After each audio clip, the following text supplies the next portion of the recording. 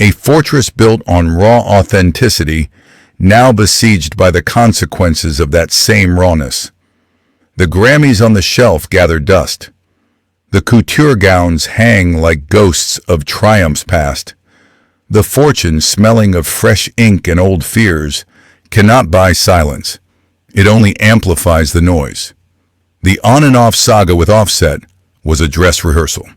This new chapter feels like a final act, a public unraveling that suggests the foundation was always compromised. The headlines burned, the timelines judged.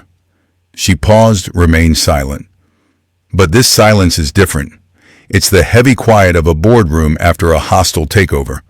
A quiet that begs the question, what deep, primal hunger drives a woman to build an empire so vast, only to risk it for impulses she can't control? The answer is not in the penthouse suites. It is buried deep in the past, in the scent of cheap perfume and the cold calculus of survival. To understand the verdict, one must first audit the origin of the debt. The story of Bel Callis doesn't begin on a stage, but in the concrete labyrinth of the Bronx, a place where ambition is not a dream, but a frantic escape plan. Her first major transaction was not a record deal. It was a desperate pact made at age 19. She traded her body for freedom. Freedom from poverty and an abusive relationship that paid only in bruises. The neon glow of the strip club was her salvation, the dollar bills, her first taste of leverage. Her ambition was forged there, a bitter currency, in a world that only respected cash. This was the era of her first corporate alliance, the Bloods. Not for glamour, but for a brutal form of belonging in a world that offered none. It was a gang, yes, but it was also a structure with rules. A foreshadowing of the empire she would one day command. The Bronx wasn't a home. It was a proving ground paved with broken promises. Years later, a video would surface, a ghost from this ledger, her confession of drugging and robbing men. This was not a youthful mistake. It was a business decision from a bankrupt past, a bitter testament to the price of survival. She escaped the club, but the hunger that drove her there did not vanish. It mutated. It followed her from the pole to the phone screen, from Vine to VH1. A ravenous hunger that would build an empire and inevitably threaten to consume it whole. The foundation of her fall was laid long before she ever tasted fame. The escape from reality television was not an act of liberation. It was a calculated risk, a trade of one cage for another, more opulent and far more brutal. Bel Callis left the garish theater of love and hip-hop not as a star, but as a caricature with a rapidly expiring shelf life. The music industry, a fortress of concrete and condescension, saw her as a novelty, a digital ghost. Her ambition was a raw nerve, smelling of cheap champagne and the cold fear of returning to the Bronx empty-handed. Her early mixtapes were dismissed. They were screams into the void, unheard over the hum of the industry's machinery. But the hunger was there. A predatory, all-consuming need to prove the verdict wrong. She poured the grit of the strip club floor and the noise of her Instagram feed into the microphone. It was a desperate alchemy, an attempt to turn digital noise into gold. Most fail. The industry is a graveyard of such attempts. But then, a sound began to coalesce. A beat like a threat. A hook that was both a boast and a declaration of war. The machine was about to receive a file it could not delete. A song was coming that would act as both her coronation and her life sentence. The name of that song was Pause Bodak Yellow. The moment it hit the airwaves, the old Bel Callis was archived. A new entity was born, one built for the meat grinder of fame. The trap was set, and it was beautiful. A Grammy, the first for a solo female rapper. The transaction was complete. Her past was exchanged for a future she could not control. This is where the public audit begins. Her marriage to the rapper Offset became a serialized drama, each alleged infidelity a new chapter for public consumption. Their reconciliations and breakups were not private moments, they were market data, feeding the algorithm of public opinion. Then came the ghosts, a resurfaced video, a digital coffin pried open, revealed a confession from her past. Drugging and robbing men. She called it survival. The public called it a sin. The inventory of her past was now complete and fully itemized for judgment. Every scar, every mistake, magnified under the cold light of global fame. The accidental leak of a nude photograph was not a mishap. It was a violation, proof that the invasion of privacy was total and irreversible. Even her body was no longer her own property. The recent headlines confirming a fourth child with another public figure are not a surprise. They are the logical conclusion. Another entry in the dossier of a life lived entirely in the glass house. The empire was built. The throne was won.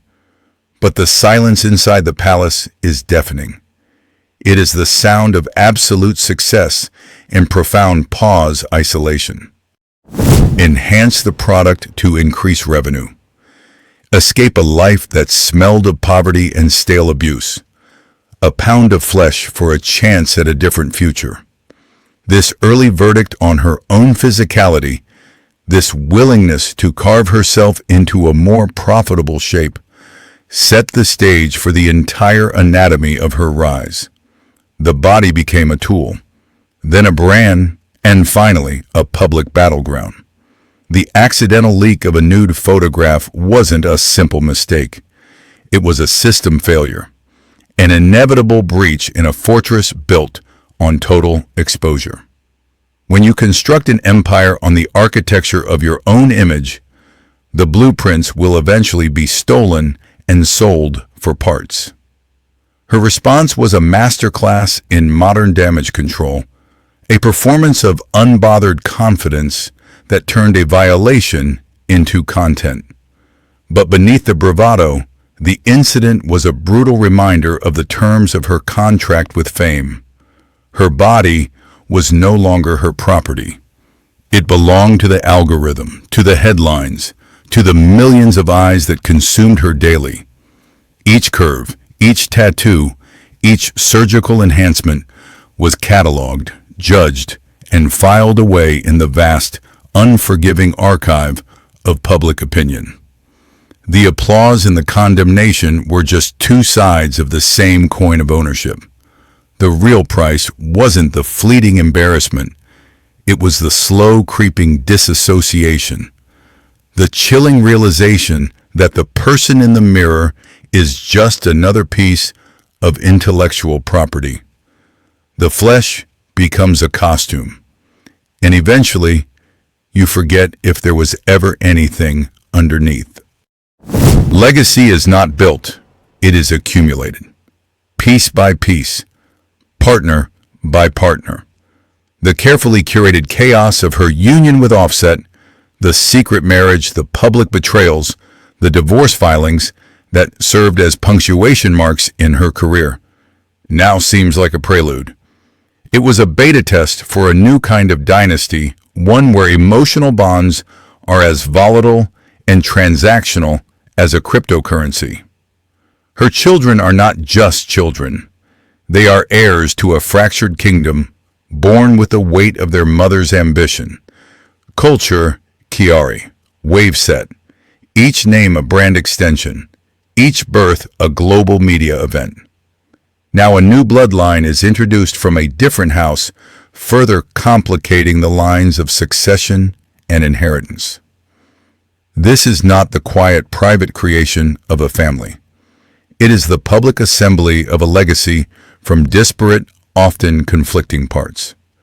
The result is a mosaic of broken vows and high-stakes beginnings, a testament to a life lived without a blueprint governed only by impulse and opportunity.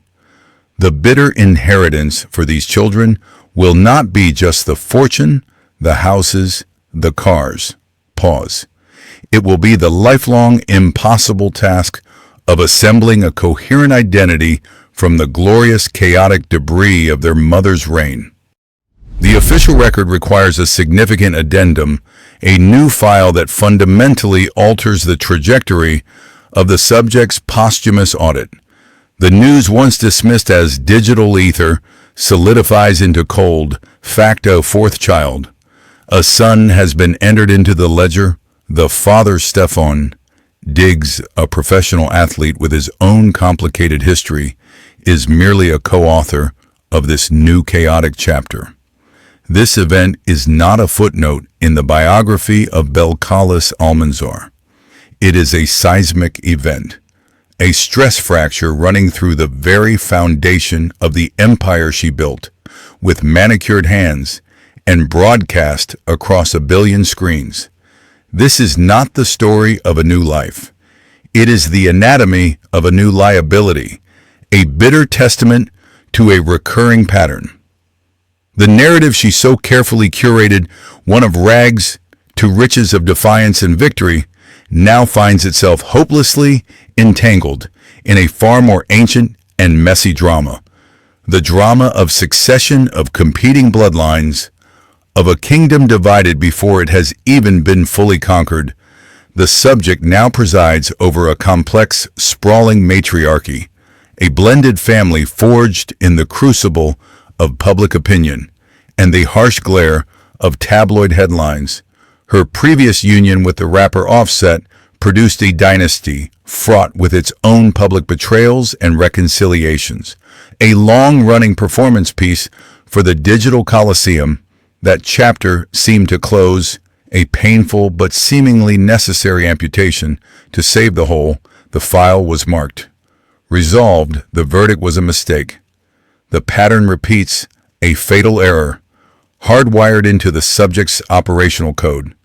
The introduction of Diggs himself, the patriarch of a sprawling lineage, numbering pause. 6 children from previous relationships does not simplify the equation. It multiplies the variables of chaos to an almost unimaginable degree.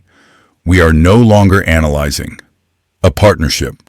We are auditing a merger of 2 volatile, independent dynasties. This is no longer a simple story of a woman's ambition. It has metastasized into a sprawling, multi-generational saga where love, loyalty, and inheritance are commodities to be traded on the open market of public perception. The child is not a symbol of love.